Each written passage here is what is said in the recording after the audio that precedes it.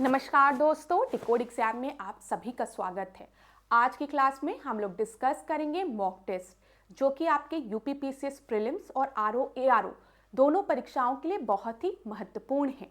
तो चलिए आज की क्लास को स्टार्ट करते हैं मेरे साथ ऐश्वर्या सिंह के साथ। क्लास में किसी भी तरीके का डाउट होगा तो आप लोग मुझे कमेंट बॉक्स में बताएंगे। क्लास पहले भी हमने 7 मॉक टेस्ट डिस्कस किए हैं। अगर आपको उसको देखना है तो प्लेलिस्ट में जाकर आप लोग 1 to 7 मॉक टेस्ट को एक बार देख सकते हैं।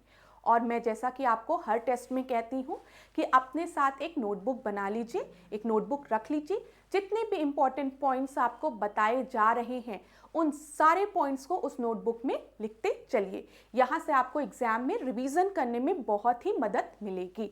तो चलो अब आज की क्लास को स्टार्ट करते हैं मेरे साथ ऐश्वर्या सिंह के साथ। कोई भी डाउट होगा तो आप मुझे कमेंट बॉक्स में बताएंगे। आज की क्लास को स्टार्ट करने से पहले मैं थोड़ी सी इंफॉर्मेशन आप लोगों को दे दूं राइटिंग प्रोग्राम के बारे में। ये क्रैश कोर्स है यूपीपीसीएस मेंस 2024 के लिए। इस बैच में क्या किया जा रहा है, आपको टाइम टेबल पहले ही प्रोवाइड कर दिया गया है। उस टाइम टेबल में जो टॉपिक्स हैं जिनसे रिलेटेड आपको प्रश्न दिए जाएंगे वो पूरा पहले ही बता दिए गए हैं। अब उन टॉपिक से रिलेटेड टोटल 10 प्रश्न आपको मिलेंगे। 5 प्रश्नों के उत्तर आपको खुद लिखना है और हमें सेंड करना है। हमारी फैकल्टी उसको चेक करेंगे और आपको फीडबैक देंगे। और 5 प्रश्नों के उत्तर जो है वो आपको उसके आंसर मॉडल आंसर्स कोचिंग से प्रोवाइड कराए जाएंगे। तो क्लास अगर आप ध्यान से समझिए इस चीज़ को, तो हर टॉपिक से रिलेटेड जो भी टॉपिक्स हैं उनसे रिलेटेड आपको 10-10 प्रश्न मिल रहे हैं और वो 10 प्रश्न सफिशिएंट हैं एक टॉपिक को कवर करने के लिए। तो अगर आपको मेंस के कोर्स से जुड़ना है तो यहाँ पर ये कॉन्टैक्ट नंबर दिया है, इस पर आप सर से कॉन्टैक्ट करिए। सर आपको सारी इंफॉर्मेशन प्रोवाइड करा देंगे। अब चलिए आज की क्लास का हम अपना पहला प्रश्न देख लेते हैं। ध्यान से देखिएगा क्लास क्या बोला गया है। भारत के संविधान की प्रस्तावना में कितने प्रकार के न्याय, स्वतंत्रता, समानता और भ्रातृत्व की बात की गई है? ठीक है, बोला गया है कितने प्रकार के जस्टिस, लिबर्टी, इक्वालिटी और फ्रेटर्निटी की बात की गई है। तो बताइए कितने प्रकार के जस्टिस की बात की गई है, कितने प्रकार के न्याय की बात की गई है। तो प्रेम्बल को अगर आप ध्यान से देखेंगे तो यहाँ पर मुख्यतः हम किसकी बात करते हैं? न्याय की। न्याय में हम कितने प्रकार के न्याय की बात करते हैं? हम आर्थिक, सामाजिक और राजनीतिक न्याय की बात करते हैं। हम सोशल, इकोनॉमिक और पॉलिटिकल जस्टिस की बात करते हैं। तो 3 प्रकार के न्याय की बात की गई है। ऑप्शन में अगर आप देखेंगे तो आपको उत्तर क्या मिलेगा? ए आपका सही उत्तर है। ठीक है, अगर यही आपको पता था तब भी इस प्रश्न को आप सॉल्व कर सकते थे। ये प्रश्न जो है वो आप में से ज्यादातर स्टूडेंट्स को देखा हुआ लग रहा होगा। क्यों देखा हुआ लग रहा है? क्योंकि ये यूपीपीसीएस प्रीलिम्स 2018 में पूछा गया प्रश्न है और वो उस समय ये जो प्रश्न था उस समय एक अच्छा प्रश्न माना जा रहा था। तो ध्यान दीजिएगा। अब हम थोड़ा सा प्रीएम्बल को डिस्कस करते हैं और जो आपका प्रश्न है उसको और अच्छे से समझने का प्रयास करते हैं। देखिए क्लास, जब भी आप प्रीएम्बल वाला चैप्टर पढ़िए, प्रस्तावना वाला चैप्टर, तो दिमाग में रखिए कि क्या क्या प्रश्न यहाँ से बन सकते हैं। ठीक है, तो ध्यान दे कीजिए। जब भी आप पहली लाइन पढ़ेंगे तो यहाँ पर लिखा है हम भारत के लोग, we the people of India. ठीक है, तो यहाँ पर सोर्स ऑफ पावर या सोर्स ऑफ अथॉरिटी किसके पास है? We the people of India, हम भारत के लोगों के पास। तो सबसे पहला प्रश्न यही बनेगा कि प्रस्तावना में सोर्स ऑफ अथॉरिटी या सोर्स ऑफ पावर किसको दिया गया है? तो हम भारत के लोगों को दिया गया है। अब हम भारत के लोग भारत को किस तरीके का बनाना चाहते हैं? दूसरा प्रश्न ध्यान दीजिएगा, यहाँ पे प्रभुत्व संपन्न की बात की गई है। तो यहाँ पर हमने सोवरेन की बात की है। ठीक है, फिर हमने क्या बात की है? समाजवादी की, सोशलिस्ट। ठीक है, फिर धर्मनिरपेक्ष की, सेकुलर, लोकतांत्रिक की, ठीक है, डेमोक्रेटिक, गणराज्य, रिपब्लिक। ठीक है, तो ये भी इंपॉर्टेंट है। डायरेक्ट सीक्वेंस पूछता है कि पहले सोवरेन है कि सोशलिस्ट है कि सेकुलर है। तो आप याद रखिएगा sovereign, socialist, secular, democratic, Republic, ये सीक्वेंस है, ये आपको पता होना चाहिए। यहाँ पर देख लीजिए, अगर आप ध्यान से देखेंगे तो क्या दिया गया? Sovereign, socialist, secular, democratic, Republic. ठीक है, ये चीज क्लियर है ना क्लास? सीक्वेंस याद रखना है आपको, परीक्षा में पूछा जाता है।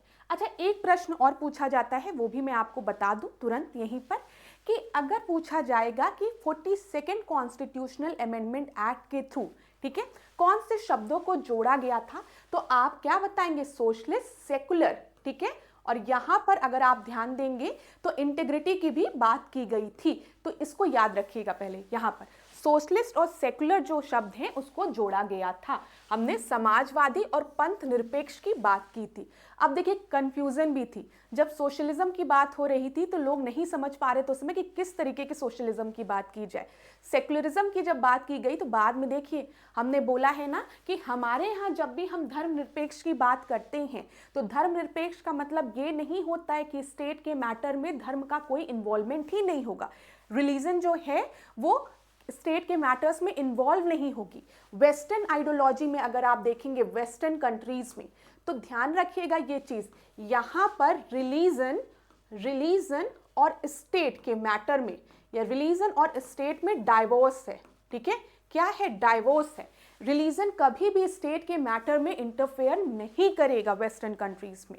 लेकिन अगर हम भारत में देखें, हमारे यहाँ जब भी हम लोग सेकुलरिज्म की बात करते हैं तो हम क्या कहते हैं कि स्टेट जो है वो किसी भी तरीके का डिस्क्रिमिनेशन नहीं करेगा रिलीजन के बेसिस पे, ठीक है। तो हमने यहाँ पर डाइवोर्स नहीं कराया है रिलीजन और स्टेट के मध्य, बस ये बोला है कि स्टेट किसी भी तरीके का डिस्क्रिमिनेशन नहीं करेगा on the basis of religion. तो कहीं ना कहीं स्टेट के मैटर में रिलीजन की इन्वॉल्वमेंट है, दोनों को एकदम सेपरेट नहीं रखा है हमने। जब हम भारत के सेकुलरिज्म की बात हम जब करते हैं, हम भारत के धर्मनिरपेक्ष की बात करते हैं, ठीक है। तो याद रखिएगा, समाजवादी और धर्मनिरपेक्ष जो है वो 42nd कॉन्स्टिट्यूशनल अमेंडमेंट के थ्रू जोड़ा गया था। अब देखिए, हम भारत के नागरिक को न्याय देने की बात करते हैं। न्याय में हमने डिस्कस कर लिया सामाजिक, आर्थिक और राजनीतिक न्याय। फ्रीडम देने की बात करते हैं, स्वतंत्रता देने की। कितने प्रकार की स्वतंत्रता देने की बात करते हैं, ये ध्यान दो। अब यहां ध्यान देना क्लास, थोड़ा सा जो मैं आपको बता रही हूं। एक मिनट, पहले मेरी बात सुन लेना, फिर आराम से स्लाइड में जो भी चीजें देखनी होगी, लिखनी होगी, लिख लीजिएगा। अब देखिए, जब भी हम स्वतंत्रता की बात करते हैं तो यहां पर एक कोड आप याद रख सकते हैं, द बेस्ट फ्रेंड वर्शिप। हमें अपने बेस्ट फ्रेंड की वर्शिप करनी चाहिए, ठीक है। यहां पे याद रखिएगा। तो द क्या है? द है थॉट के लिए, लिखिए, द है थॉट के लिए।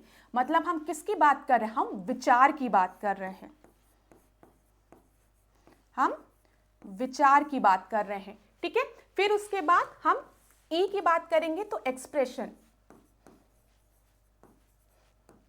हम किसकी बात कर रहे हैं? हम अभिव्यक्ति की बात कर रहे हैं, हम अभिव्यक्त कर रहे हैं ना,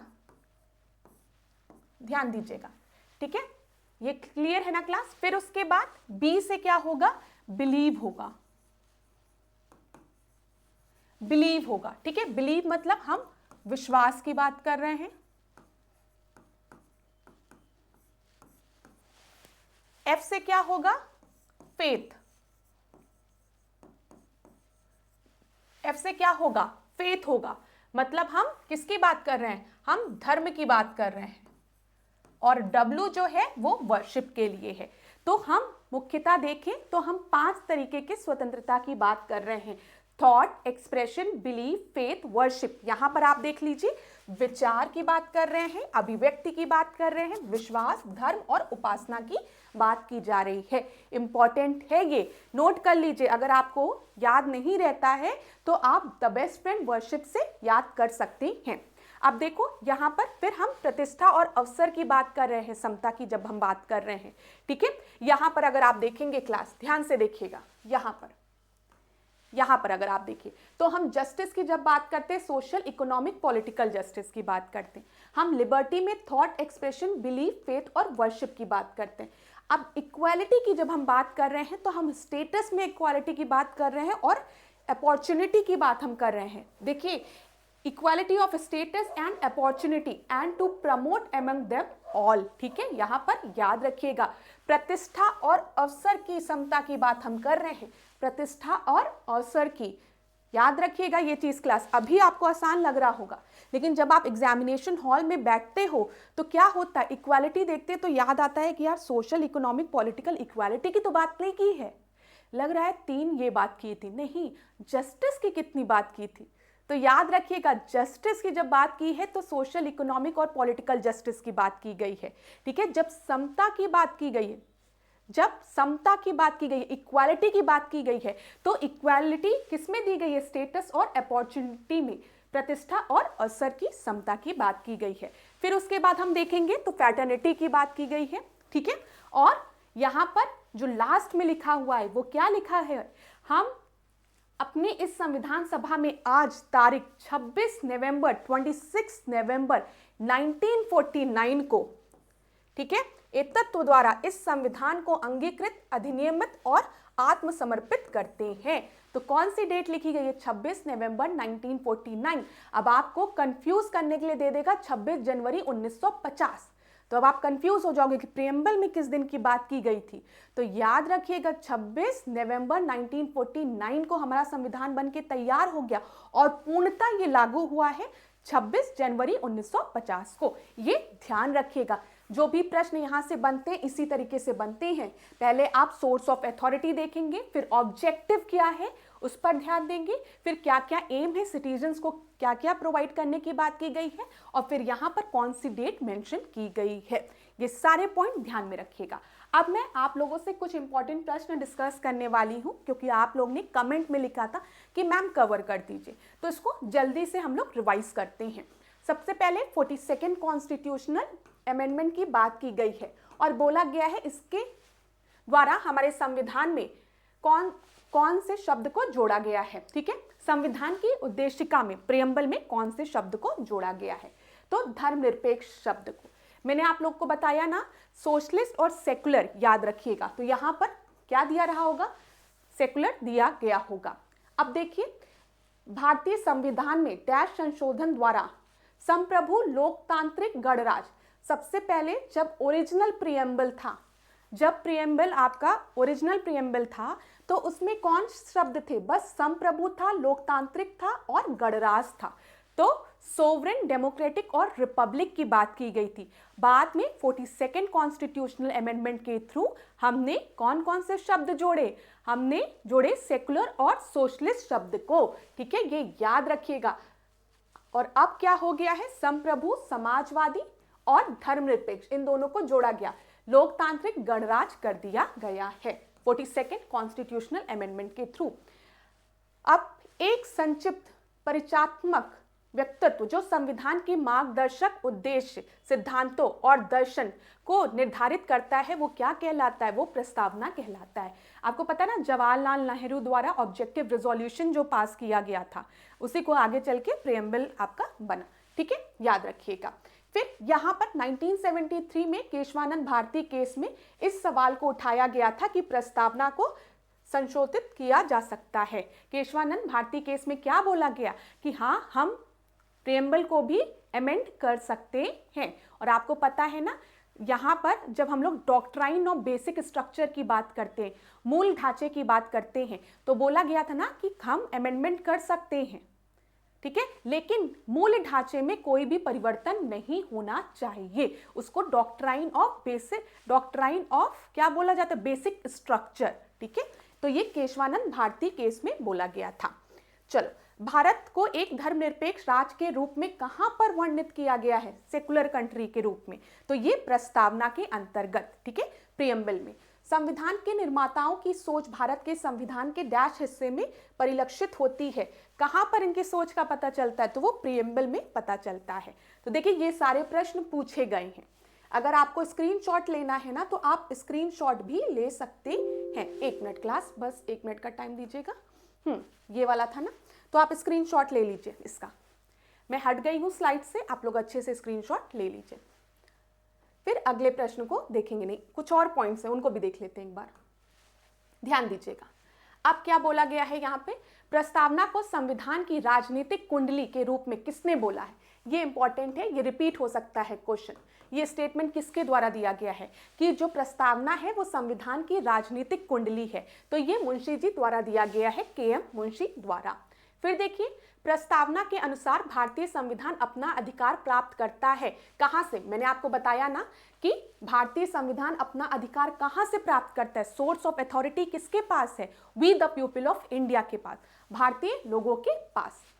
वह अंग्रेजी राजनीतिक वैज्ञानिक जिसने उद्देशिका को भारतीय संविधान की कुंजी बोली थी, तो किसने बोला था? यहां पर तो के एम मुंशी द्वारा बोला गया था कि राजनीतिक कुंडली है, ठीक है। अब यहां पर कुंजी शब्द किसने बोला है? तो सर अर्नेस्ट बारकर द्वारा बोला गया है। यह भी ध्यान रखिएगा, ऐसे स्टेटमेंट आपके परीक्षा में पूछ लिए जाते हैं। भारतीय संविधान की उद्देशिका में व्यक्त किए गए न्याय, सामाजिक, आर्थिक और राजनीतिक का आदर्श लिया गया है कहां से? जब हम बात करते हैं यहाँ पर जस्टिस की, ठीक है, सोशल, इकोनॉमिक और पॉलिटिकल जस्टिस की, तो ये धारणा हमने कहाँ से ली है? तो ये रशियन रिवॉल्यूशन से ली गई है, ठीक है। केशवानंद भारती बनाम केरल के मामले में भारत के संविधान का हिस्सा माना गया था किसको? कि जो प्रियम्बल है, preamble is a part of constitution. Keshavananda Bharati case 1973 में इसको बोला गया था, ठीक है। भारतीय संविधान की प्रस्तावना में डैश मुख्य शब्द का उल्लेख भारत के सभी लोगों के बीच सामान्य भाईचारे की भावना को प्राप्त करने के उद्देश्य से दिया गया है। तो वो कौन सा है? बंधुत्व, ठीक है, बंधुत्व। तो यहाँ पर हम फ्रेटर्निटी की बात करते हैं। भारतीय संविधान की प्रस्तावना में प्रयुक्त वह शब्द पद जिसका अर्थ है विशेषाधिकार का अभाव, वो कौन सा है? समता, ठीक है, याद रखिएगा।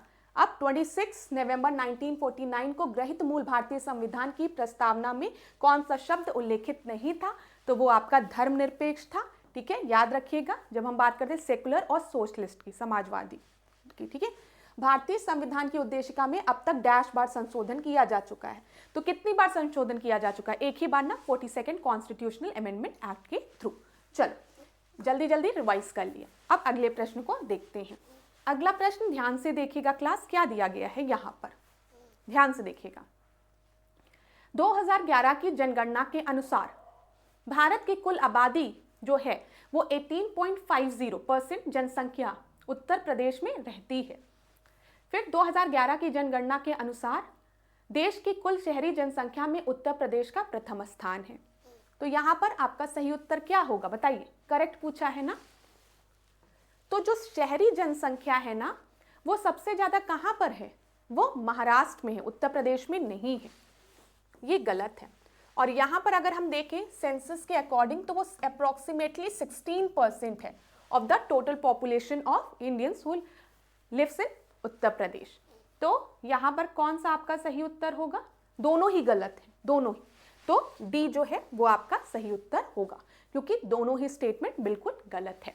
हम लोग देख भी लेते हैं यहाँ पर, क्लास ध्यान दीजिएगा, कितना है? 16.50, ठीक है।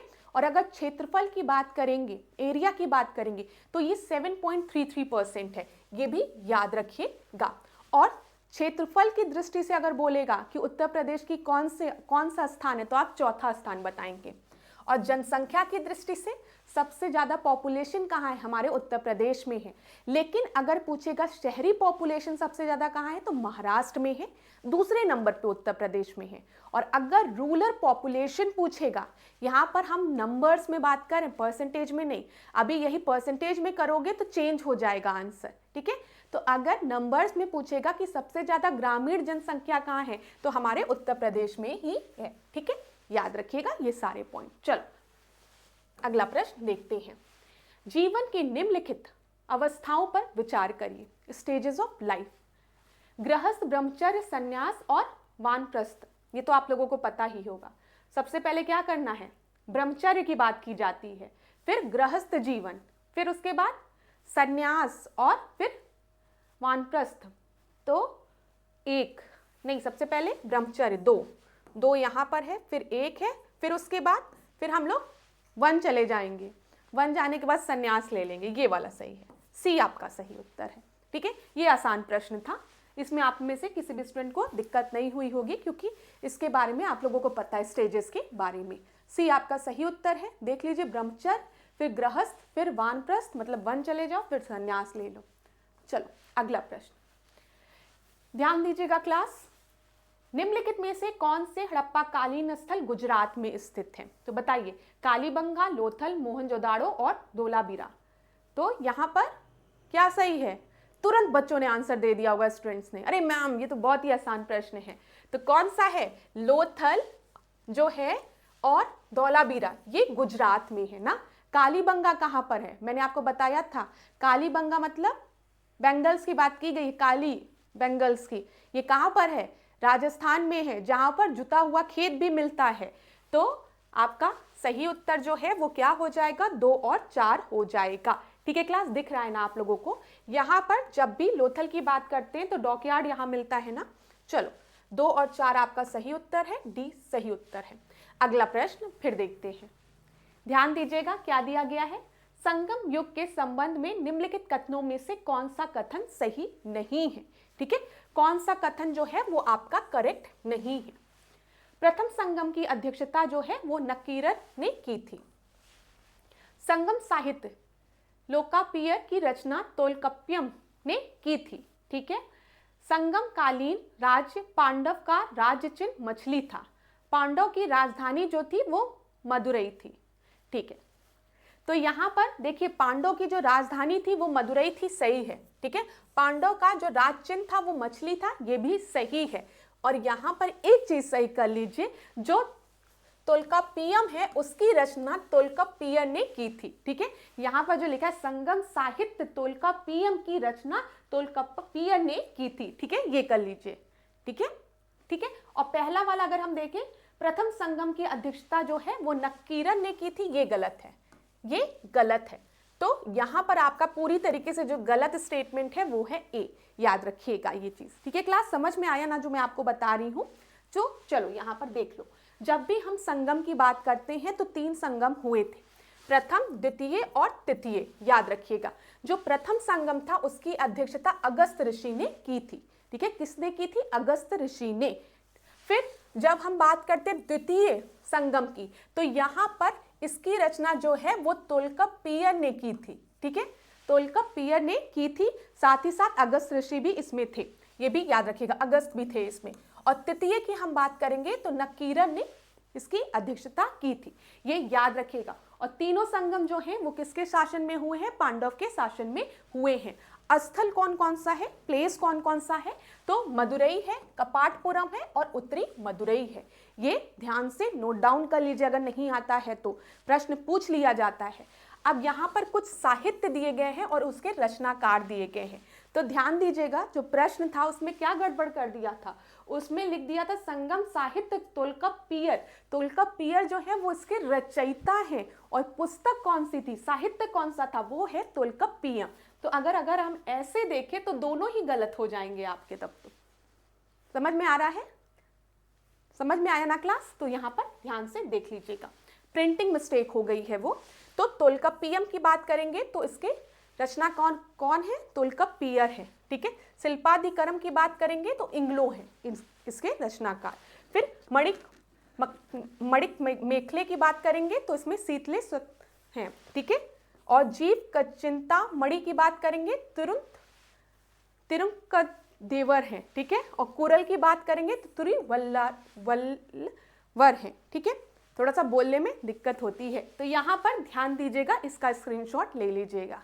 अच्छा, साउथ के जो शब्द होते हैं ना, ये आपके डिफिकल्ट हो। एक मिनट में इसको वो कर दूं, क्लास डिलीट कर दूं ताकि आप लोग स्क्रीनशॉट ले पाए। एक मिनट, इसको क्या करना है, डिस्का 1 मिनट का समय दीजिए। अब आप लोग स्क्रीनशॉट ले लीजिए, तब हम आगे डिस्कस करें। स्लाइड से हट जाऊं मैं, ये इंपॉर्टेंट है, ध्यान दीजिएगा।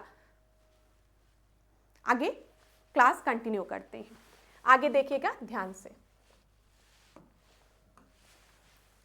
उपनिषद का फारसी में अनुवाद किस मुगल सम्राट के शासनकाल में हुआ था? तो बता दीजिए, आसान प्रश्न है ना। शाहजहां, अकबर, जहांगीर या औरंगजेब? तो जब हम उपनिषद की बात करते हैं तो इसका फारसी अनुवाद शाहजहां के समय में हुआ था, ए आपका सही उत्तर है। उपनिषद का फारसी में अनुवाद मुगल सम्राट शाहजहां के शासनकाल में हुआ था। उपनिषद का फारसी अनुवाद क्या था? सिर अकबर, ये याद रखिएगा, जिसकी की रचना किसने की थी? दारा शिकोह द्वारा इसकी रचना की गई थी, ये भी याद रखिएगा। अगला प्रश्न देखते हैं।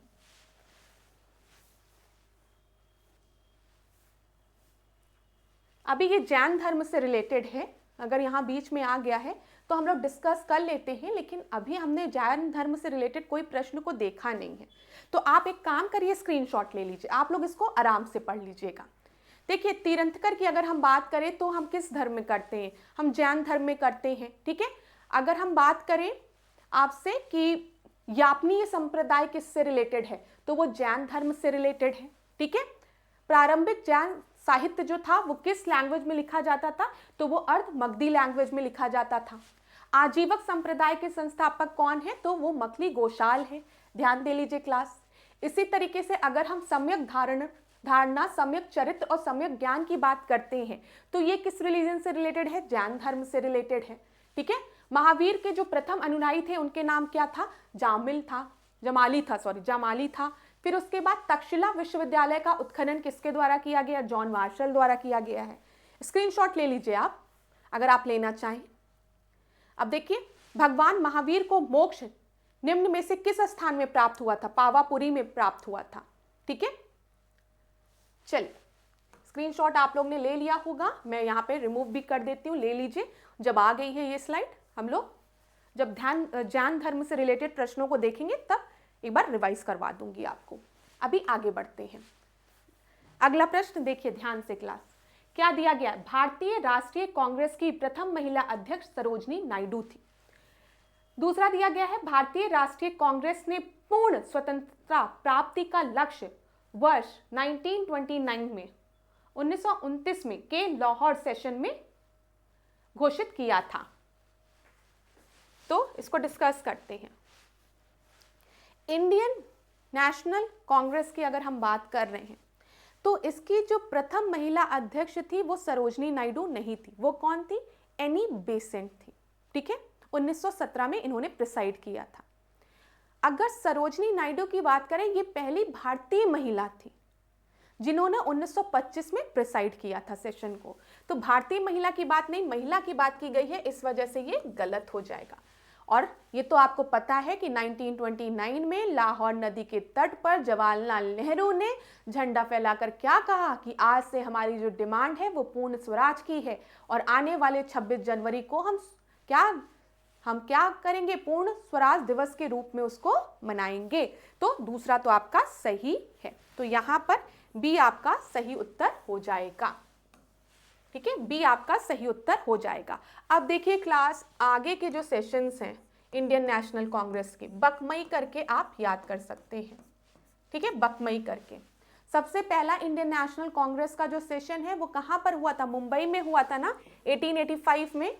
उसके बाद कहाँ हुआ था, कलकत्ता में हुआ था, फिर मद्रास में और फिर इलाहाबाद में। तो ये स्टार्टिंग के सेशन है जो कि आपको याद रखना है। और पहला सेशन किसने प्रिसाइड किया था, WC बनर्जी ने, याद रखिएगा, वोमेश चंद्र बनर्जी ने, ठीक है। और दूसरा सेशन अगर बोलेगा तो ये पहले फारसी जो थे दादा भाई नौरोजी, जिनको कि हम ग्रैंड ओल्ड मैन भी कहते हैं, ठीक है, ये भी याद रखिएगा। एक सेशन आपके लिए इंपॉर्टेंट है 1924 का, जिसको कि किसने प्रिसाइड किया था, महात्मा गांधी ने, बेलगांव सेशन, ये भी याद रखिएगा।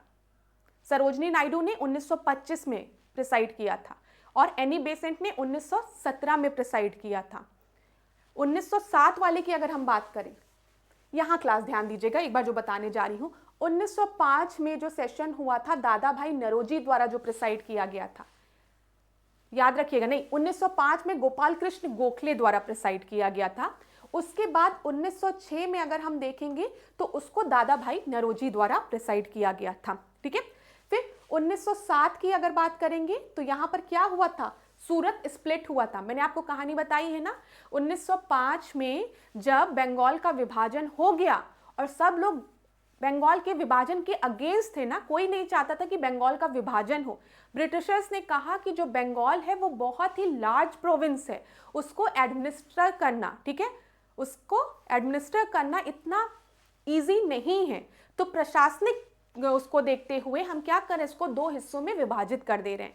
लेकिन हम लोगों को पता था यहाँ पर डिवाइड एंड रूल की पॉलिसी लगा रहा है कर्जन, हिंदू मुस्लिम में डिवाइड कर रहा है, ये चीज क्लियर है ना। तो 1905 के बाद क्या हुआ, जो मॉडरेट लीडर का इम्पैक्ट था, जो नरम दल लीडर्स का इम्पैक्ट था, वो थोड़ा घटने लगा, और जो एक्सट्रीमिस्ट लीडर थे, गरम दल के नेता, उनका जो इम्पैक्ट था, जो लोगों के बीच में उनकी पहचान थी, वो बढ़ने लगी। क्योंकि अब लोगों को समझ में आ रहा था कि हम प्रे करके, पेटिशन करके, लेटर लिख के इनसे कुछ भी नहीं होगा। 3P पॉलिसी जो है उससे कुछ भी नहीं होगा, प्रे, पेटिशन और परसुएशन, उससे कुछ भी नहीं होगा। अब हमें कुछ चीज़ों को बायकॉट करना पड़ेगा, ठीक है, कुछ चीज़ों को अपनी वॉइस को बढ़ाना पड़ेगा। अब ये चीज़ समझ में आ रहा था। लेकिन 1905 में moderate leader Gopal Krishna Gokhale preside करते हैं, नरम दल के नेता। 1907 में ये लोग क्या करते हैं, 1906 में ये लोग दादा भाई नरोजी को, ग्रैंड ओल्ड मैन को बिठा देते हैं। अब उनको पता था नरम दल के नेता को कि गरम दल वाले कुछ कह नहीं पाएंगे जब दादाजी प्रिसाइड करेंगे, तो वैसा ही होता है। लेकिन 1907 आते आते क्या होता है, जो गरम दल के नेता थे वो चाहते थे अब हमको मौका दिया जाए, हम प्रिसाइड करें। वो चाहते थे हमारे बीच में से या तो बाल गंगाधर तिलक या तो लाला लाजपत राय अब अध्यक्षता करे इंडियन नेशनल कांग्रेस की। लेकिन नरम दल वाले नेता ने क्या किया, उन्होंने ये जो सेशन था 1907 वाला, उसको सूरत में रख दिया, मैंने आपको बताया है। और सूरत जो था वो बॉम्बे प्रेसिडेंसी में आता था, और बाल गंगाधर तिलक जो थे वो बॉम्बे प्रेसिडेंसी से बिलोंग करते थे। और इंडियन नेशनल कांग्रेस के गठन के समय एक प्रोविजन दिया गया था कि इंडियन नेशनल कांग्रेस की जो सेशन है, जिस प्रोविंस में होगा उस प्रोविंस का लीडर उसको नहीं प्रिसाइड करेगा। समझ में आ रहा है। तो इसी वजह से बाद में क्या हो जाती, फूट हो जाती है, लोग गुस्सा आ जाते हैं, चप्पल उप्पल मारने लगते हैं गरम दल और नरम दल के नेता एक दूसरे पर। तो बाद में सूरत स्प्लिट हो जाता है, ये चीज याद रखिएगा। और ये आपका इस समय अध्यक्षता कौन कर रहे थे, तो रास बिहारी घोष, ठीक है, याद रखिएगा ये भी। फिर 1916 वाला जब हम देखते हैं, जब लखनऊ पैक्ट साइन होता है, तो ये लोग फिर से एक साथ आते हैं, और यहाँ पर मुस्लिम लीग और इंडियन नेशनल कांग्रेस के बीच में भी एक पैक्ट साइन होता है, ये याद रखिएगा, ये भी इंपॉर्टेंट है, ठीक है। और भी हम लोग ऐसे सेशंस को डिस्कस कर लेंगे, लेकिन अब नेक्स्ट क्वेश्चन पे बढ़ते हैं। चलो, अच्छा, मुस्लिम लीडर अगर पूछ लिया, सबसे पहले कौन सा मुस्लिम लीडर था जिसने मतलब प्रिसाइड किया था, अध्यक्षता की थी, तो बरुद्दीन तैयबजी का नाम याद रखिएगा, ये भी पूछ लिया जाता है आपसे। अगला प्रश्न, हिंदू पेट्रियोटिक समाचार पत्र के संपादक कौन थे, तो ABCD में से आपका सही उत्तर क्या हो जाएगा, यहां पर हरीश चंद्र मुखर्जी जो है वो आपका सही उत्तर है, ठीक है, B आपका सही उत्तर है। चलो अगला प्रश्न देखते हैं। 1929 की महामंदी के प्रभाव थे, तो देखते हैं महामंदी किस वजह से पड़ी थी। यूरोप व उत्तरी अमेरिका के देशों में रोजगार के स्तरों में भारी गिरावट हो गई थी, बेरोजगारी में वृद्धि हो गई थी, कारखानों का बंद होना हो गया था। अब आप देखो सारे पॉइंट एक दूसरे से कनेक्टेड है, कारखाने बंद होंगे, बेरोजगारी भी बढ़ेगी, और एम्प्लॉयमेंट लेवल जो है वो यूरोप और अमेरिकन कंट्रीज में घटेगा भी। तो यहाँ पर सारे पॉइंट जो है वो बिल्कुल सही है, डी आपका सही उत्तर है। आगे बढ़ते हैं क्लास। पपुआ न्यू गिनी को ऑस्ट्रेलिया से अलग करती है कौन से स्टेट, मैंने आप लोगों को बहुत अच्छे से पढ़ाया है, तो जल्दी से बताओ, टॉरेस, डेविस, वास या युकांटन, तो कौन सा स्टेट है जो कि पपुआ न्यू गिनी को ऑस्ट्रेलिया से अलग करता है। मैंने आपको बोला था टी से क्या होगा, टॉप में कौन सा स्टेट है, बताओ, टॉरेस, ठीक है, तो यहां पर टॉरेस स्ट्रेट होगा, ए आपका सही उत्तर है। अब जल्दी से कुछ पॉइंट्स को रिवाइज करेंगे। ये देखिए यहां पर अगर नीचे देखेंगे आप तो आपको क्या मिलेगा, ऑस्ट्रेलिया मिलेगा, ठीक है। इधर अगर आप देखेंगे तो पपुआ न्यू गिनी है, ठीक है, और ये कौन सा स्ट्रेट है, ये टॉरेस स्ट्रेट है, याद रखिएगा क्लास, बहुत इंपॉर्टेंट है। यहाँ पे अराफुरा सी है, कौन सी सी है, अराफुरा सी, ये भी अब याद कर लीजिए। पपुआ न्यू गिनी के नीचे कौन सी सी है, अराफुरा सी, ठीक है। अगर पूछे ऑस्ट्रेलिया के इधर कौन सा है ऊपर की तरफ, तो अराफुरा, इधर गल्फ ऑफ कार्पेंटेरिया है, दोनों याद रखिए, गल्फ ऑफ कार्पेंटेरिया और इधर अराफुरा, क्लियर है। तो पपुआ न्यू गिनी को ऑस्ट्रेलिया से कौन सा स्ट्रेट अलग कर रहा है, जल्दी बोलो, टॉरेस स्ट्रेट, डन। अब आगे बढ़ते हैं, ध्यान दीजिए, ऑस्ट्रेलिया का मैप एकदम याद तो करा ही दूंगी मैं आप लोगों को एग्जाम के पहले तक। ऑस्ट्रेलिया का मैप, ठीक है, साउथ अमेरिका का, अफ्रीका का, नॉर्थ अमेरिका का, यूरोप का सारा मैप याद करा दूंगी। बस क्लास लगातार देखो। और कभी कभी अब ऐसा लगेगा ना, जब क्लासेस बहुत ज़्यादा हो जाएगी तो आपको फील होगा कि मैम अब रहने दीजिए, हमको आ गया है। तो उस समय क्या करना, गुस्साना मत, ठीक है। वीडियो जो है उसको बढ़ा देना, ये भी कर सकते हो। अगर नहीं सुनने का मन करेगा तो वीडियो को 10 सेकेंड 20 सेकेंड करके बढ़ा देना, लेकिन मैं आपसे कहूंगी एक बार सुन लेना, क्योंकि जितना रिवीजन करोगे ना उतना कॉन्फिडेंस आएगा और उतना ही एग्जामिनेशन हॉल में आप अच्छे से परफॉर्म करोगे। तो ध्यान दीजिए, ये कौन सा है हमारा मैप, ऑस्ट्रेलिया का मैप है, ठीक है। अभी मैंने आपको गल्फ ऑफ कारपेंटेरिया दिखाया, अभी तक मैंने आपको गल्फ ऑफ कारपेंटेरिया नहीं याद कराया था। अराफुरा सी दिखाई, ठीक है। और अगर आप ये देखेंगे अराफुरा सी की तरफ तो यहाँ पे पपुआ न्यू गिनी था। तो यहाँ पर कौन सा स्ट्रेट था आपका, जल्दी से बोलो, टॉरेस स्ट्रेट। याद रहेगा स्टूडेंट्स, ये कौन सा स्ट्रेट है, टॉरेस स्ट्रेट। यहाँ पर अगर आप देखेंगे कौन सा स्ट्रेट है, बास स्ट्रेट। तो मैंने आपसे क्या कहा था, ऑस्ट्रेलिया की अगर हम बात कर रहे हैं तो ऑस्ट्रेलिया के टॉप में टी वाला स्ट्रेट है, कौन सा स्ट्रेट है, टॉरेस है, ठीक है, बोलो हाँ, ठीक है। फिर बेस में कौन सा स्ट्रेट है, बी से बेस, बी से बास, तो ये बास स्ट्रेट है, जो कि ऑस्ट्रेलिया को किससे अलग कर रहा है, तस्मानिया से अलग कर रहा है। तो ऊपर टॉप में टॉरेस स्ट्रेट, नीचे बेस में बास स्ट्रेट, डन। अब आज आप याद करोगे कौन सा, अराफुरा और गल्फ ऑफ कारपेंटेरिया, और इधर तिमोर से भी याद कर लेना। ये तीन याद करेंगे आप लोग, ठीक है। यहां पर सबसे पहले तिमोर सी है, अराफुरा है और कारपेंटेरिया है, डन, याद कर लोगे। मैं इसको थोड़ा क्लीन कर दूं आप लोग, ताकि आप लोगों को अच्छे से दिखे ना। अब सही है, याद कर लोगे। एक पॉइंट ये, हाँ, एक पॉइंट बास स्ट्रेट वाला, इधर टॉरेस स्ट्रेट याद रखेंगे, इधर गल्फ ऑफ कारपेंटेरिया याद रखेंगे, इधर अराफुरा सी याद रखेंगे और तिमोर सी याद रखेंगे। अब डेजर्ट मैंने आप लोगों को याद कराया था, यहां पर मैंने आपको कौन सा डेजर्ट बताया था, तनामी डेजर्ट। लिखा नहीं है, मैं लिख दे रही हूं, यहां पर तनामी डेजर्ट। उसके बाद ग्रेट सैंडी डेजर्ट। फिर मैंने क्या बताया था आपको, यहां पर गिब्सन, ये भी नहीं लिखा है, मैं लिख दे रही हूं, इधर गिब्सन डेजर्ट था, और इधर कौन सा डेजर्ट था, सिम्पसन डेजर्ट था, और नीचे ग्रेट विक्टोरिया डेजर्ट। याद हो गया, तनामी, सैंडी, गिब्सन, सिम्पसन और ग्रेट विक्टोरिया। इधर सी की बात करें तो गल्फ ऑफ कारपेंटेरिया है, और इधर अगर देखोगे तो यहां पर टॉरेस स्ट्रेट है, फिर गल्फ ऑफ कारपेंटेरिया है, फिर अराफुरा है, ठीक है, और फिर इधर तिमोर सी है। नीचे कौन सा स्ट्रेट है, बास स्ट्रेट। इधर कौन सी रेंज है, ग्रेट डिवाइडिंग रेंज, ठीक है, याद रहेगा अब आपको। अब मैं मान के चल रही हूं मेरे स्टूडेंट्स को याद हो रहा है। और यहां पर लेक नॉर्थ इरी है, ये भी याद कर लीजिएगा, लेक नॉर्थ इरी है, इधर मूरे और डार्लिंग रेंज है। बस अब इतना ही डिस्कस कर, फिर नेक्स्ट टाइम हम लोग कुछ और इंपॉर्टेंट चीजों को डिस्कस करेंगे ऑस्ट्रेलियन मैप से रिलेटेड। चलो, ये आपका सही उत्तर था। अगला हम देखते हैं प्रश्न, याद हो रहा होगा आप लोगों को, आशा करती हूँ। यूरोप महाद्वीप में स्थित रीगा की खाड़ी निम्नलिखित में से किन दो देशों के बीच में है।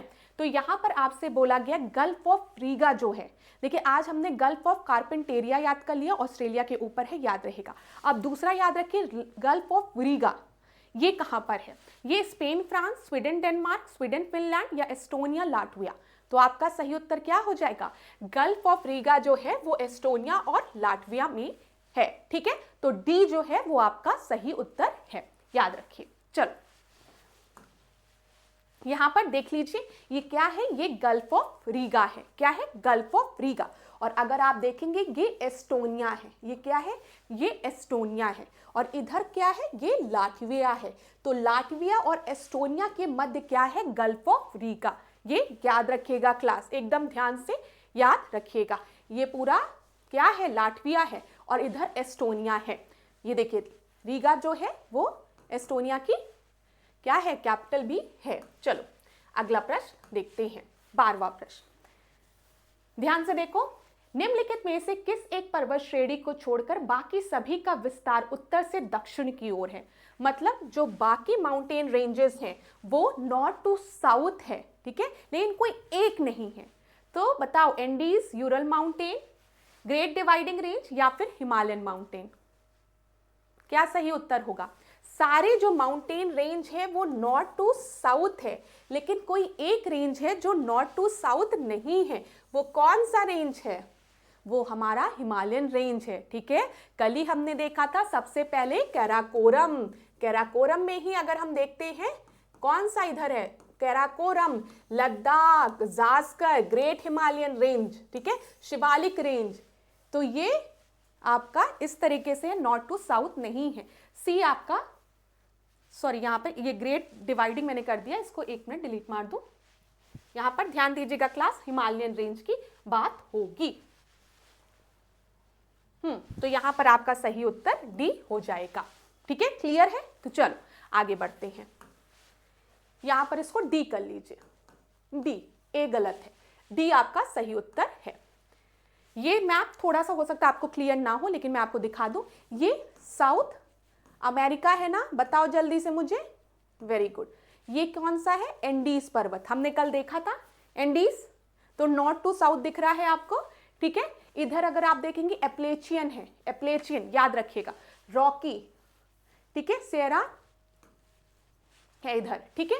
इधर अगर आप देखेंगे तो एटलस, ठीक है, इधर डेकन्सबर्ग, जो इंपॉर्टेंट है आपके परीक्षा में पूछा जाते हैं वो बता रही हूं मैं। अगर हम हिमालयन को देखेंगे, हिमालयन रेंज जो है वो इस तरीके से, और सब तो देखिए north to south, north to south ऐसे करके है, ठीक है। इधर अगर आप जाएंगे तो इधर यूरल माउंटेन मिलेगा। क्लियर है ना क्लास? चलो बस अभी इतना ही ध्यान दो, फिर हम लोग डिस्कस करेंगे। अब ये प्रश्न देखो, ये भी परीक्षा में पूछा गया है। What is true about ecosystem? Ecosystem के बारे में कौन सा स्टेटमेंट सही है? Primary consumer are least dependent upon producers. प्राथमिक उपभोक्ता उत्पादक पर न्यूनतम रूप से आश्रित होते हैं। दूसरा दिया है प्राथमिक उपभोक्ता उत्पादकों से अधिक संख्या में होते हैं। फिर उत्पादक प्राथमिक उपभोक्ता से अधिक संख्या में होते हैं। जो सेकेंडरी कंज्यूमर होते हैं वो सबसे ज़्यादा मात्रा में होते हैं और सबसे पावरफुल होते हैं। बोला गया है जो द्वितीयक उपभोक्ता होते हैं वो सबसे शक्तिशाली होते हैं और सबसे ज़्यादा नंबर में होते हैं। तो चलो, आपको पता है, यहां पर ध्यान देना, जब भी हम इकोसिस्टम एक पिरामिड बनाते हैं, ठीक है, सबसे नीचे बेस में अगर हम देखें तो यहां पर कौन होते हैं? प्रोड्यूसर्स होते हैं। कौन होते हैं? उत्पादक, ठीक है। यहां पर प्राइमरी कंज्यूमर, हम किसकी बात करें? प्राइमरी कंज्यूमर की बात करें, प्राथमिक उपभोक्ता की। फिर हम कह सकते हैं इधर सेकेंडरी कंज्यूमर, टर्शरी कंज्यूमर हो गया, ठीक है। फिर यहां द्वितीयक उपभोक्ता और तृतीयक उपभोक्ता। ये मैंने पिरामिड ऑफ नंबर्स ड्रॉ किया है, पिरामिड ऑफ नंबर्स, ठीक है, संख्या के हिसाब से। अब ध्यान रखिएगा क्लास, पिरामिड ऑफ नंबर्स जो है ना वो अपराइट भी हो सकता है और इन्वर्टेड भी हो सकता है। मतलब पिरामिड ऑफ नंबर सीधा और उल्टा दोनों हो सकता है डिफरेंट डिफरेंट केस में। लेकिन यहां पर हम अभी पिरामिड ऑफ नंबर्स को सीधा देख रहे हैं, एक जो बेसिक पिरामिड ऑफ नंबर्स होता है उसको देख रहे हैं, जनसंख्या की बात करें तो सेकेंडरी कंज्यूमर जो है वो लार्जेस्ट होते हैं और मोस्ट पावरफुल होते हैं, ये गलत है। जो सबसे बेसिक वाली हम लोग फूड चेन डिस्कस करते हैं जिसमें हम क्या कहते हैं, जो प्रोड्यूसर्स हैं वो हरे पेड़ पौधे हो गए, उनको किसने खाया? ग्रास होपर ने खाया। ग्रास होपर को मेढक ने खाया, मेढक को स्नेक ने खाया। तो यहाँ पर सबसे पावरफुल कौन सा है? अगर हम देखें स्नेक सबसे पावरफुल है, ठीक है। यहाँ पर देखिए हम कह रहे हैं सबसे पहले ट्री हो गया, ट्री हो गया, ठीक है। फिर उसको किसने खाया? उसको ग्रास होपर ने खाया, टिड्डा ने खाया, ठीक है, ग्रास होपर ने खाया। यहाँ पर ध्यान दीजिए। फिर ग्रास होपर को किसने खाया? फ्रॉग ने खाया, मेढक ने खाया। और मेढक को किसने खाया? स्नेक ने खाया, हम कह सकते हैं। तो बताओ सबसे शक्तिशाली ये कौन है? ये प्रोड्यूसर्स हैं, ये प्राइमरी है, प्राइमरी उपभोक्ता, ये द्वितीयक उपभोक्ता और ये तृतीयक उपभोक्ता। तो प्राइमरी कंज्यूमर्स जो हैं वो किससे शक्तिशाली हैं? या यहां पर जो दिया गया है आपके द्वितीयक उपभोक्ता, सेकेंडरी कंज्यूमर जो है, क्या वो सबसे शक्तिशाली है? क्या फ्रॉग स्नेक से शक्तिशाली है? मेढक आपके हिसाब से शक्तिशाली है? नहीं शक्तिशाली है ना। तो ये जो स्टेटमेंट दिया गया, secondary consumer are largest and most powerful, जो द्वितीयक उपभोक्ता है वो सबसे अधिक संख्या में है और सबसे ज्यादा शक्तिशाली है, ये गलत हो गया। ठीक है, फिर देखते हैं producer are more than primary consumers, तो ये तो सही है। जब पिरामिड ऑफ नंबर्स में आप देखेंगे तो बेस क्या है, बड़ा है, प्रोड्यूसर की जो संख्या है वो ज्यादा है प्राइमरी कंज्यूमर से। अब मैं आपसे कहूं टिड्डों की संख्या और हरे पेड़ पौधे घासों की संख्या गिनिए, तो कौन ज्यादा नंबर में, घास, पेड़, ये सब ना जो प्रोड्यूसर्स हैं, जो उत्पादक हैं, जो अपना भोजन प्रकाश संश्लेषण के माध्यम से बना रहे हैं, उनसे कम नंबर में आपको टिड्डे मिलेंगे, ग्रास होपर्स मिलेंगे।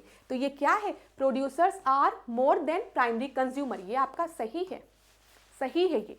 इधर देखें, primary consumer are outnumber producers, जो प्राथमिक उपभोक्ता है उनकी संख्या अधिक होती है, ठीक है, उत्पादकों से, ये गलत है। अभी हमने देखा प्राइमरी कंज्यूमर की जो संख्या है वो प्राइमरी कंज्यूमर की वो प्रोड्यूसर्स से कम है। ठीक है, पहला देखें, primary consumer are least dependent upon the producers. अरे जो यहाँ पर टिड्डा है, जो भी हर्बीवोरस होते हैं, शाकाहारी जो जीव होते हैं, वो तो पेड़ पौधों पर ही डिपेंडेंट रहते हैं, जो प्राइमरी कंज्यूमर्स होते हैं ना।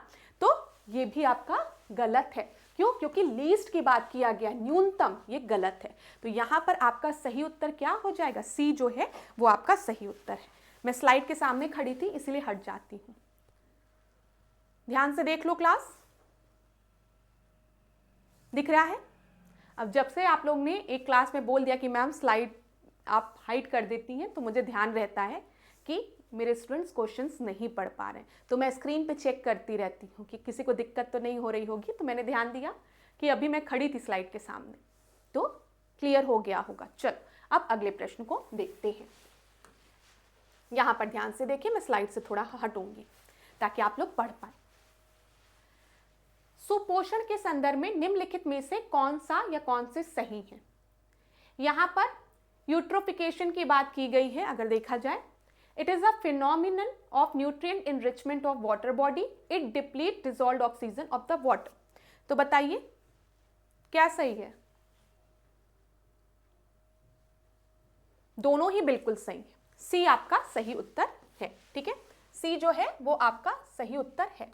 अब ध्यान दीजिएगा, जो मैं आपको बताने जा रही हूं, ध्यान दीजिएगा क्लास।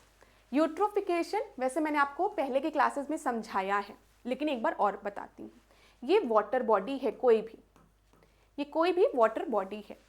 यहां पर कोई खेत था, फार्म लैंड था, एग्रीकल्चर लैंड था, ठीक है, और इस एग्रीकल्चर लैंड में जो फार्मर था उसने ढेर सारे पेस्टिसाइड्स डाले, उसने ढेर सारे एनपीके का छिड़काव किया, हम मान के चलते हैं। अब एक दिन बहुत तेजी से बारिश हुई, बहुत तेजी से, और इस फार्मलैंड से जो पानी होते हुए बहुत तेजी से बारिश होने के कारण इस वाटर में आके मिल गया।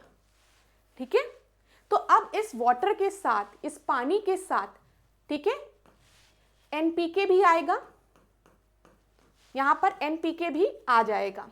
तो हम कह रहे हैं क्या हो रहा है, न्यूट्रिएंट इनरिचमेंट हो रहा है। अब जब पानी में न्यूट्रिएंट इनरिचमेंट होगा तो यहां पर जो माइक्रोस्कोपिक ऑर्गेनिज्म है, एल्गीज हैं, उनको क्या मिलेगा, उनको भोजन मिल जाएगा एनपीके के फॉर्म में। अब जो एल्गीज हैं, जब उनको भोजन मिल गया तो भरपेट खा के उनकी पॉपुलेशन भी बढ़ेगी। पहले अगर एक एल्गी था तो 2, 3, 4, 5 लाख एल्गीज हो जाएंगे और ये पूरे सरफेस को ढक देंगे। इसी को हम एल्गल ब्लूम कहते हैं। जब एल्गीज की पॉपुलेशन अचानक से बहुत तेजी से बढ़ जाए न्यूट्रिएंट इनरिचमेंट की वजह से पानी में, तो एल्गल ब्लूम हो जाता है बहुत तेजी से, और ये एक पॉल्यूशन है, वाटर पॉल्यूशन है। आप देखो कहीं कहीं ऐसे पानी कहीं इकट्ठा होता है तो काई लगी होती है हरी हरी, ठीक है। अब बताओ अगर सरफेस पे काई लग गई तो सबसे पहले तो वो ये सनरेज यहां जाने ही नहीं देगा, पानी के अंदर नहीं जाने देगा, ठीक है। इसके कारण भी जो पानी में ऑक्सीजन है वो आपका कम होता जाएगा। साथ ही साथ जो एल्गीज हैं जब वो मरेंगे तो उनकी बॉडी को डिकम्पोज करने के लिए जो माइक्रो ऑर्गेनिज्म है पानी में, वो क्या करेंगे, ऑक्सीजन को डिसॉल्व्ड ऑक्सीजन को कंज्यूम करेंगे, जिसके वजह से डिसॉल्व्ड ऑक्सीजन और घटता जाएगा पानी के अंदर से।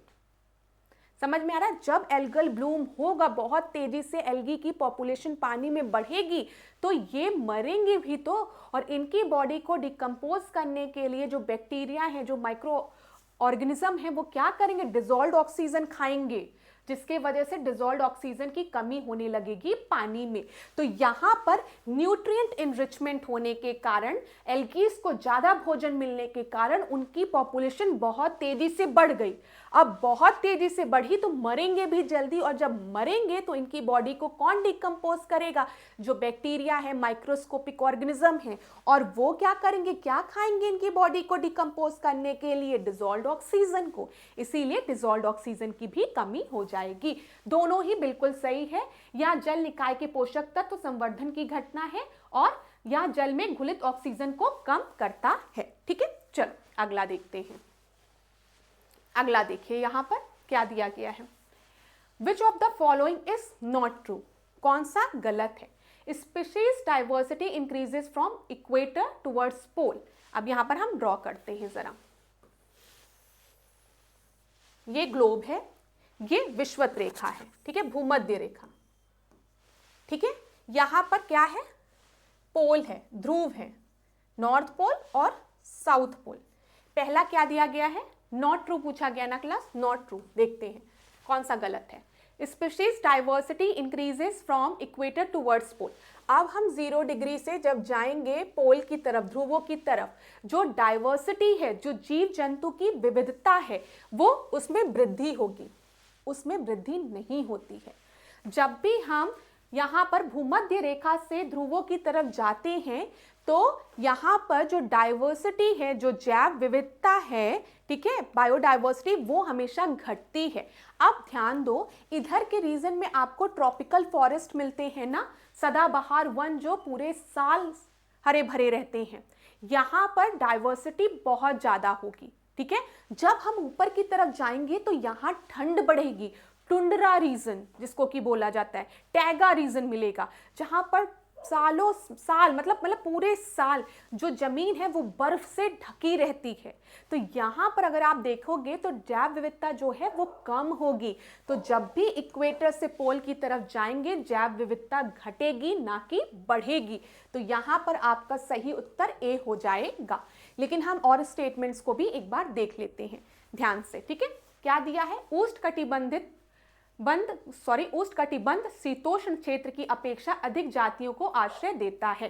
क्या बोला गया है, जो उष्णकटिबंधीय रीजन है, ये ट्रॉपिकल रीजन, वहां पर स्पीशीज ज्यादा मिलेंगी हमको। अगर हम टेम्परेट रीजन की बात करें, सम शीतोष्ण की बात, ये शीतोष्ण क्षेत्रों की बात करें, ये बिल्कुल सही है। देखो यहाँ ट्रॉपिकल रीजन है, फिर इधर टेम्परेट है, फिर टैगा टुंड्रा रीजन है, ठीक है। तो ट्रॉपिकल से टेम्परेट में जाओगे, जो डाइवर्सिटी है, जैव विविधता है, वो घटेगी। टेम्परेट से टैगा में जाओगे तो वहां घटेगी, टुंड्रा में सबसे कम मिलेगी। ये सही है, ठीक है। फिर देखो, ग्रेटेस्ट डाइवर्सिटी अकर इन अमेज़न रेन फॉरेस्ट, बिल्कुल सही है, क्योंकि वो ट्रॉपिकल रेन फॉरेस्ट है, सदाबहार वन है, बिल्कुल सही है। Species diversity decreases from temperate area towards the pole. अभी हमने देखा, जब टेम्परेट से आप पोल की तरफ जाओगी तब भी डाइवर्सिटी घटेगी, क्योंकि ये क्या है, ये ट्रॉपिकल रीजन है। ट्रॉपिकल के बाद हम देखते हैं टेम्परेट रीजन है, फिर इधर टैगा टुंड्रा रीजन हो गया। तो डाइवर्सिटी घटेगी हमेशा। अगर टेम्परेचर बहुत कम है तो वहां पर जैव विविधता कम होगी। इसी तरीके से जब पहाड़ पे चढ़ते हो ना, पहाड़ पे, तो पहाड़ के बेस पे आपको जैव विविधता ज्यादा मिलेगी। जैसे जैसे आप ऊपर जाओगे ना, टेम्परेचर जो है पहाड़ का, मतलब ऊपर जाते समय चढ़ाई करोगे, वो घटने लगेगा, जिसकी वजह से जैव विविधता जो है वो पीक पे कम होती है। ये भी याद रखिएगा, ये यूपीएससी में प्रश्न पूछा था। अगला प्रश्न हम देखते हैं, निम्नलिखित में से कौन सा कथन असत्य है। फिर से हमें असत्य कथन बताना है। आयोडीन की कमी से घेंगा रोग होता है, बिल्कुल सही है। आयोडीन की कमी से घेंगा रोग होता है ना, जो थायराइड ग्लैंड होता है वो फूल जाता है, ये बिल्कुल सही है। फिर देखिए क्लास क्या होता है, वसा शरीर को ऊर्जा प्रदान करता है, बिल्कुल सही है। जो फैट है वो एनर्जी प्रोवाइड करता है, कार्बोहाइड्रेट एनर्जी देता है। विटामिन B1 घाव भरने में सहायक होता है। देखिए विटामिन B1 जो है वो घाव भरने में सहायक नहीं होता है। जब विटामिन C की हम बात करते हैं, विटामिन C की, तो वो घाव भरने में मदद करता है। ये गलत है, यही आपका उत्तर होगा। अगला देख लेते हैं, आखिरी, हमारे भोजन में पाए जाने वाले मुख्य कार्बोहाइड्रेट जो हैं वो मन और शर्करा मतलब स्टार्च और शुगर के रूप में होते हैं। ये भी सही है। तो गलत कौन सा है? सी आपका गलत है। आगे बढ़े। अच्छा यहां पर देख लीजिए, फैट सॉल्युबल की बात की गई है। जब हम विटामिन की बात करते हैं तो जो सी है और बी है, ठीक है, ये दोनों जो है वो वाटर सॉल्युबल है, ठीक है, वाटर सॉल्युबल है। और डेक्का की जब हम बात करते हैं, ये DEKA, ठीक है, ये जो है DEK, विटामिन डी के ई और ए, ये फैट सॉल्युबल होते हैं। ये चीज याद रखिएगा, ठीक है। इसीलिए एक बार पेपर में प्रश्न बना था, जो यूरिन होता है उसमें कौन सा विटामिन प्रेजेंट होता है, तो बेचारे स्टूडेंट्स कंफ्यूज हो गए कि यूरिन में कौन सा विटामिन होगा। तो याद रखिएगा जो वाटर सॉल्युबल विटामिन होगा वही तो यूरिन में प्रेजेंट होगा ना, ये सब तो फैट सॉल्युबल है। चलो आगे देखते हैं अगला प्रश्न। विच of the following is not correctly matched. तो कार्टेजिना प्रोटोकॉल की बात करेंगे तो ये बायोसेफ्टी से रिलेटेड है, हाँ सही है। स्टॉकहोम कन्वेंशन की बात की गई है, स्टॉकहोम कॉन्फ्रेंस की नहीं बात की गई है ना। तो स्टॉकहोम कन्वेंशन जो है वो POP से रिलेटेड है, परसिस्टेंट ऑर्गेनिक पॉल्यूटेंट से। मॉन्ट्रियल प्रोटोकॉल तो अब याद ही हो गया होगा। मॉन्ट्रियल प्रोटोकॉल किस चीज से रिलेटेड है? ओजोन से, ओजोन लेयर से। किगाली अमेंडमेंट किससे रिलेटेड है? किसमें किया गया था किगाली अमेंडमेंट? मॉन्ट्रियल प्रोटोकॉल में ना, याद रखिएगा ये सब। क्योटो प्रोटोकॉल किससे रिलेटेड है? ये ग्रीन हाउस गैसेस से रिलेटेड है, ठीक है, ये याद रखिएगा। यहां पर आपका उत्तर डी सही हो गया। अगला देखते हैं, Who has propounded the concept of limit to growth। ये जो चीज थी ना, मैंने अपने स्टूडेंट्स को पढ़ाई थी, और यही चीज आपके, अगर आप देखोगे इस बार के पेपर में स्टेटमेंट वाइज पूछी गई थी, जिसमें कि क्या बोला गया था, ब्रंटलैंड कमीशन ने लिमिट टू ग्रोथ रिपोर्ट दी थी, ये पूछा गया था। अब आप खुद सोचो, अगर ये प्रश्न जो पढ़ाया गया था आप ध्यानपूर्वक पढ़ते तो आप इस प्रश्न को सही करके आते। याद रखिएगा, जब भी लिमिट टू ग्रोथ रिपोर्ट की बात होगी तो इसको दिया था क्लब ऑफ रोम द्वारा। किसने दिया था? क्लब ऑफ रोम, ठीक है, इसके द्वारा किया गया था, क्लब ऑफ रोम द्वारा किया गया था। जब हम ब्रटलैंड रिपोर्ट की बात करते हैं तब हम सस्टेनेबल डेवलपमेंट की बात करते हैं, हम सतत विकास की बात करते हैं, ठीक है, ये याद रखिएगा। ये प्रश्न अभी आपके में पूछा गया है। एजेंडा 21 की भी बात मैंने आपको बताई है कि एजेंडा 21 को कब अपनाया गया था? रियो समिट में, रियो अर्थ समिट में, जो ब्राजील में हुआ था, रियो दी जेनेरियो में, अर्थ समिट जिसको बोला जाता है, ठीक है, ये सब याद रखिएगा। उसमें एजेंडा 21, उसी में हमने बात की थी UNFCCC की, ये भी याद रखिएगा।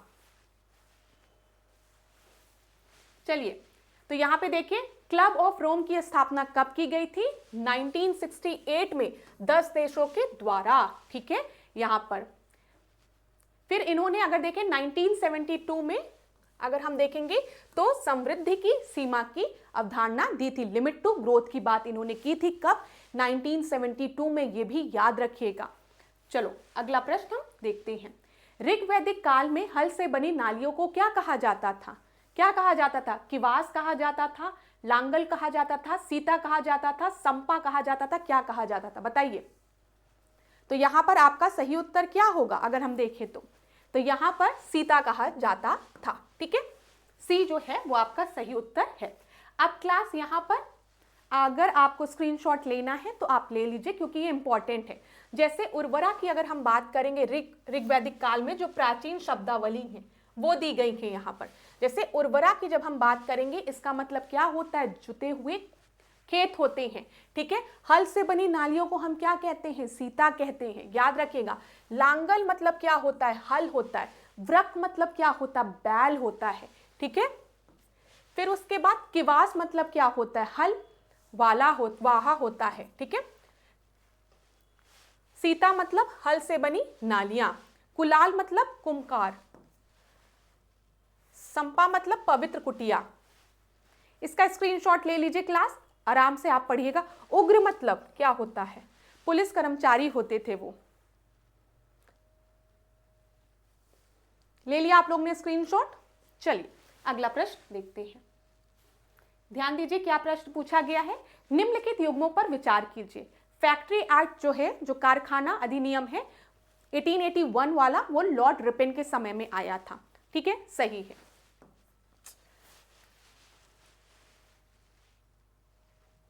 ठीक है, वो लॉर्ड रिपन के समय में आया था। फैक्ट्री एक्ट 1891 अगर हम देखें तो वो लॉर्ड रीडिंग के समय में बोला गया है। नहीं, वो लॉर्ड रीडिंग के समय में नहीं आया था, वो लॉर्ड लैंसडाउन के समय में आया था।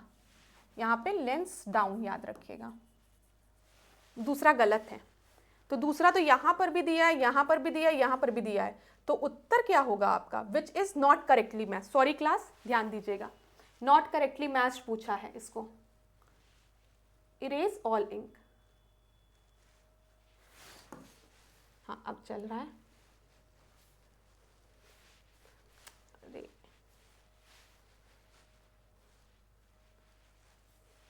ध्यान दीजिएगा क्या पूछा है यहां पर।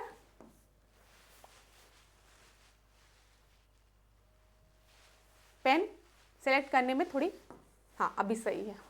तो चलिए यहां पर पूछा है कौन सा करेक्टली मैच नहीं है। ठीक है, तो फैक्ट्री एक्ट जो 1881 था वो लॉर्ड रिपन के समय में आया था। ठीक है, ये फैक्ट्री एक्ट 1891 लॉर्ड लैंसडाउन के समय में आया था। तो 2 होगा, इसको काट दो, यहाँ पे यहाँ पे यहाँ पे। फिर जब हम फैक्ट्री एक्ट ऑफ 1911 की बात करते हैं तो आपको तो पता ही होगा 1911-12 में क्या हुआ था, दिल्ली दरबार हुआ था ना। किसके समय में हुआ था, लॉर्ड हार्डिंग के समय हुआ था। लॉर्ड हार्डिंग के काफिले पे किसने बम गिराया था, जल्दी बताओ किसने गिराया था, राज बिहारी बोस ने। ठीक है, और दिल्ली दरबार में क्या क्या मेन जो चीजें थी वो ये था कि जो कैपिटल था उसको कलकत्ता से दिल्ली ट्रांसफर कर दिया गया था, और जो बंगाल का विभाजन 1905 में हुआ था उसको रद्द भी कर दिया गया था। तो ये भी सही है लॉर्ड रीडिंग। ठीक है, ये भी सही है। अब देखो factory act of 1922 Lord Willingdon दिया गया, नहीं ये आपका गलत है। तो यहां पर सही उत्तर बी हो जाएगा। देखो क्लास, जरूरी नहीं है आपको सारे एक्ट पता हो, लेकिन अगर आपको थोड़ा सा भी आइडिया है ना सबके समय का, जैसे 1905 की अगर हम बात कर रहे हैं तो 1905 जहां आएगा 4-5 तो वो कर्जन का समय होगा। ठीक है, 1909 की जब हम बात करते हैं तो यहां पर मॉर्ले मिंटो रिफॉर्म आया ना, मॉर्ले मिंटो रिफॉर्म, तो यहां पर कौन है, मिंटो रहेगा। ठीक है, फिर जब हम बात करते हैं चेम्सफोर्ड रिफॉर्म की, मॉन्टेग्यू चेम्सफोर्ड रिफॉर्म की, तो इस तरीके से आपको याद रहेगा चेम्सफोर्ड है उस समय 1919 के समय, जलियांवाला बाग कांड ये सब करके ऐसे करके। इरविन को याद रहेगा आपको ना कि इरविन था, जब हम लोग बात करते हैं गांधी इरविन पैक्ट की, राउंड टेबल फर्स्ट कॉन्फ्रेंस की, तो इरविन था उस समय, लेकिन उसके बाद विलिंगटन आ जाता है, ये भी याद रखिएगा। चलो तो यहां पर अगर हम देखें तो 1922 की अगर हम बात करें तो इस समय लॉर्ड रीडिंग है, याद रहेगा क्लास। और तो क्लियर है। 1944 देखो ये किसके समय में आया है, 1944 के समय अगर देखो तो सीआर फॉर्मूला वेवल प्लान आया है, तो कौन रहेगा फैक्ट्री एक्ट 1944 में, वेवल रहेगा। ये इसी तरीके से आपको थोड़ा सोचना है, तब भी आप प्रश्नों को लगा लेंगे। मैं आपको ये बताना चाह रही थी। तो चलिए क्लास, अब आज के सेशन को यही एंड करेंगे, नेक्स्ट क्लास में आपसे मिलेंगे। ठीक है, आपको क्लास कैसी लग रही है कमेंट बॉक्स में आप लोग बताइएगा। अच्छा एक चीज और, देखिए मैं भूल गई, आप में से किसी स्टूडेंट ने पूछा था कि मैम जो फॉरेस्ट एक्ट था वो 1927 होगा कि 1972 होगा। ये चीज ध्यान से नोट कर लीजिएगा क्लास, जो फॉरेस्ट एक्ट है वो 1927 वाला है। ठीक है, और 1972 की जब हम बात करते हैं तो ये आपका WPA से रिलेटेड है। ठीक है, वाइल्ड लाइफ प्रोटेक्शन एक्ट से रिलेटेड है, वन जीव संरक्षण अधिनियम से। क्लियर है, तो 1927 फॉरेस्ट एक्ट है, और वाइल्ड लाइफ प्रोटेक्शन एक्ट की जब हम बात करेंगे वन जीव संरक्षण अधिनियम, तो वो 1972 होगा। इस चीज को नोट डाउन जरूर कर लीजिएगा। तो thank you so much class, अब आज के सेशन को यहीं पे एंड करेंगे। नेक्स्ट क्लास में आपसे मिलेंगे नए प्रश्नों के साथ, मैप के क्वेश्चन के साथ, पॉलिटी के क्वेश्चन के साथ। ठीक है, इकोनॉमी का क्वेश्चन आज हमने बस एक किया था, तो वो आसान भी था, लेकिन आगे इकोनॉमी के भी क्वेश्चंस को करेंगे। आप में से किसी स्टूडेंट ने लिखा है कि मैम जीडीपी जीएनपी वाला क्वेश्चन करा दीजिए, तो उसको भी करा दिया जाएगा, बिल्कुल चिंता मत करिएगा। मैं आप लोग के कमेंट्स पढ़ रही हूँ, जो भी चीज़ें हैं इंपॉर्टेंट, जो आप लोगों की एक ऐसी रिक्वेस्ट है जिसको पूरा किया जा सकता है, वो मैं ज़रूर पूरा करूँगी। और आप लोग ने कहा था ब्लर हो जा रही है, अब उसमें कोई दिक्कत नहीं हो रही होगी। साइज भी, फॉन्ट साइज भी बढ़ा दिया गया है आप ही लोगों के लिए। तो चलिए अब आज के सेशन को यहीं पे एंड करेंगे। नेक्स्ट क्लास में आपसे मिलेंगे नए प्रश्नों के साथ। तब तक क्या करना है, पढ़ते रहना है। और कभी भी अगर लाइफ में परेशानी लगे या लगे हमसे नहीं हो पा रहा है, तो 2 मिनट शांत होके अपने मन को शांत करके, ठीक है, प्रार्थना करिएगा अपने लिए, अपने खुद के लिए, कि मैं अपने मुकाम तक पहुंचूं। ठीक है, आप जो बनना चाहते हैं उसके बारे में आप सोचिए। आप जब सोचेंगे तो आप पढ़ेंगे भी। देखो, बिना परिश्रम किए आप सफल नहीं होंगे, फल की प्राप्ति नहीं होगी, ये बहुत ज़रूरी चीज़ है। लेकिन अगर आपके अंदर आत्मविश्वास नहीं है ना, तब भी आपको फल की प्राप्ति नहीं होगी। और ज़्यादातर स्टूडेंट रेस में से इसीलिए आउट हो जाते हैं क्योंकि उनके अंदर खुद ही कॉन्फिडेंस नहीं रहता है कि वो इस एग्ज़ाम को क्वालिफाई कर पाएंगे। जिस दिन उनके अंदर ये आत्मविश्वास आ गया कि मैं सब परीक्षा को सफलतापूर्वक, मतलब मैं सफल हो जाऊंगा या हो जाऊंगी, तो आपको ना फिर मेहनत करने में और अच्छा लगेगा। एक पॉजिटिव माइंड अप्रोच होना चाहिए, तो इस पर ज़रूर ध्यान दीजिएगा क्लास। और परेशानी लगे, शीशे के सामने जाइए, मिरर के सामने खड़े होइए और अपने आप को ध्यानपूर्वक देखिए। जितना आपको दुनिया देख रही है ना, उससे ज़्यादा आप अपने आप को खुद देखिए। तब आप जब शीशे के सामने खड़े होंगे ना, तो आपके दिमाग में बहुत से थॉट्स आएंगे कि मैंने क्या सही किया, मैंने क्या गलत किया, मुझे और क्या करना चाहिए। और तभी आपको पता चलेगा कि आपको कहाँ इम्प्रूवमेंट की आवश्यकता है। हम जो टीचर्स हैं वो आपके साथ हैं, लेकिन आपको अपना टीचर बनना पड़ेगा, अपने आप को मोटिवेट करना पड़ेगा। ठीक है, तो अब यहीं पे ऐश्वर्या मैम प्रवचन को बंद करती हैं। नेक्स्ट क्लास में आपसे मिलेंगी। तब तक उम्मीद करती हूँ आप लोग खूब पढ़ें, खूब आगे बढ़ें और ईश्वर की कृपा आप लोगों पे बने रहें, आप लोग स्वस्थ रहें। धन्यवाद। इसी के साथ आज के लेक्चर को बंद किया जाता है। Thank you so much. मेरे साथ ऐश्वर्या सिंह के साथ डिकोड एग्जाम के साथ बने रहिए।